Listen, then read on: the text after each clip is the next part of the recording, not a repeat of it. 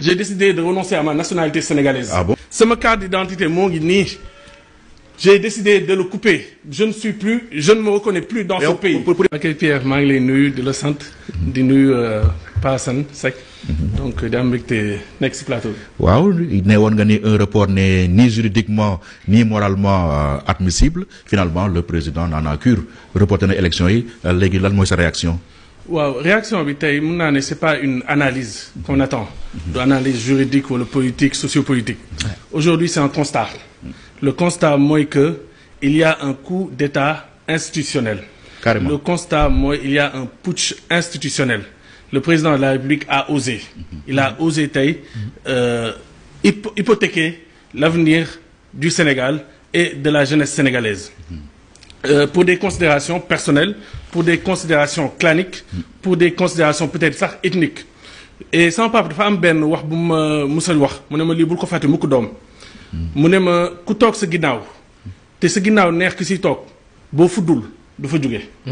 Donc aujourd'hui sénégalais yi ils sont devant ils doivent prendre leurs responsabilités ndaxte le président de la République wax na ko si allocution am il a dit qu'il a consulté le Premier ministre, il a consulté le président de l'Assemblée nationale, il a consulté le président du Conseil constitutionnel, mais est-ce qu'il a consulté le peuple sénégalais? Le président Macky Sall. Le président Macky Sall nii léegi tout de suite il a consulté donc tous les membres muy PM muy président de l'Assemblée nationale, président du Conseil constitutionnel, mais il n'a pas consulté le peuple sénégalais. Et les candidats. Et les candidats aussi. Donc c'est très important. Les arguments soulevés sont des arguments fallacieux. Parce que différent bi muy wax entre le Conseil constitutionnel et l'Assemblée nationale, il faut savoir que waa Benno ñoo créé cette commission majoritairement.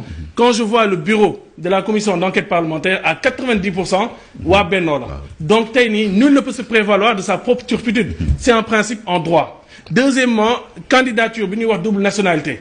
Le délai imparti pour retirer sa candidature est passé. Lenn donc moo mën a am mooy ñu wax ko mu retirer moom personnellement sa candidature.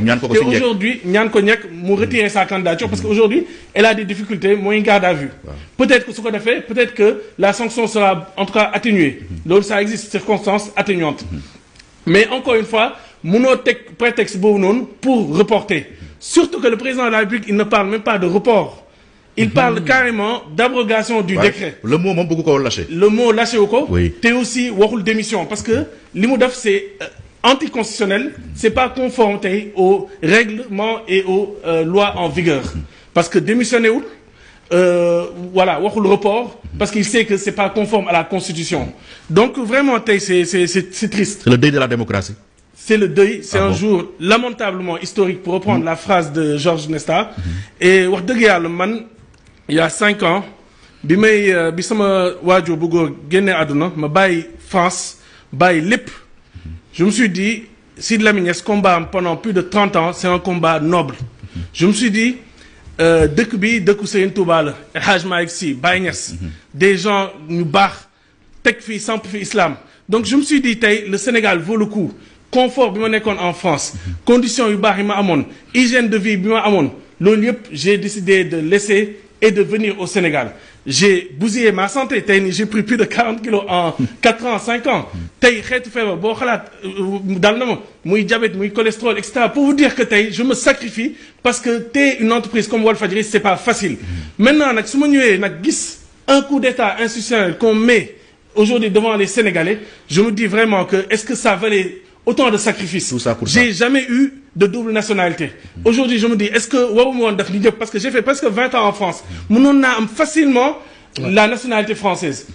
Moo tax man tey nii je veux prendre une décision parce que bëgguma ëllëg sama doom ne ma vous avez pris vous avez assisté à un coup d'État institutionnel. Qu'avez-vous fait? Loo def pap man tey nii je li ma gëmoon ci Sénégal. Tey nii j'étais fier d'être sénégalais musuma génn depuis 5 ans musuma génn Sénégal plus de 1 semaine wala 10 jours maintenant nag devant cet état de fait. loolu man je décide. loolu solution la. waaw renoncer à votre nationalité. J'ai décidé de renoncer à ma nationalité. J'ai déchiré ma carte d'identité. Parce que je ne me reconnais pas dans ça. Gëm naa ne que sénégalais yi encore une fois doo leen wax génn leen doo leen wax dara parce que sama papa li mu gëm mooy aaya alquran boobu noonu faqaatil fi sabilillahi la tukallafu illa nafsak. mooy engage-toi seul donc l'engagement du musulman, l'engagement d'un citoyen, c'est un engagement personnel. Maintenant nag waxaridin mu'minin mooy inciter les gens à le faire man li ma mun mooy je m'engage man personnellement à renoncer à cette nationalité. Je n'ai pas de double nationalité, donc je vais demander le statut d'apatride.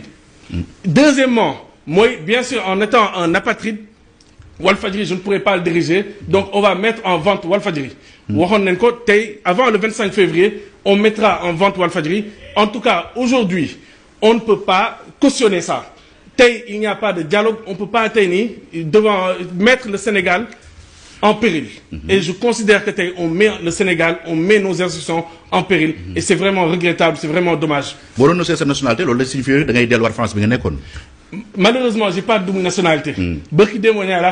Visa périmé. Donc, je vais voir, fallait atterrir, je ne sais pas. Mais les am solo moi, aujourd'hui, idéal, il me demande ce Sénégal. Idéal, il me demande que son pape, me le défend toute sa vie. Te me gëm sama pap fonk ko sama dund bi yépp c'est je suis sama pap la wóolu etc. Donc aujourd'hui je pensais réellement que tey lii nii président de la République il n'oserait pas faire ça au peuple sénégalais mais malheureusement nag il l'a osé ñun tamit on va réagir en conséquence. Mais est-ce que réaction à l'émotion aussi nekk na lu gën Cheikh est-ce que baaxul woon nga jël du recul d'abord gën a mûrir décision yi nga bëgg jël. waaw actuellement on n'est pas dans le encore une fois comme nous le waxee sànq rek analyse amatul. Parce que ici, il n'y a pas, le droit n'a pas été dit. Analyse amoul, parce qu'à tout moment, on peut couper notre signal, comme on l'a fait à maintes et maintes reprises. À tout moment, on peut couper les réseaux sociaux, comme on l'a fait à maintes et maintes reprises. À tout moment, on peut couper Internet, comme on l'a fait à maintes et maintes reprises. Donc, nous, encore une fois, comme nous m'avons dit, je vais le répéter, je vais te dire, Koutok se guinao, nerkisi top, boufoudoul dal, de foudjouge. Donc, il est. Sénégalais ñoo war a jël ses responsabilités. Mandat jël naa sama responsabilité. Donc je ne peux pas parler au nom des Sénégalais.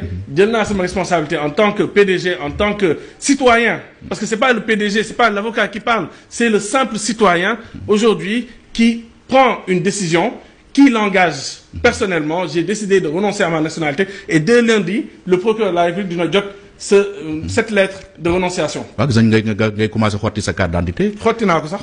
waaw. Paasan nooy réagir ci. waaw li Cheikh Niass wax. À un moment donné j'ai eu envie de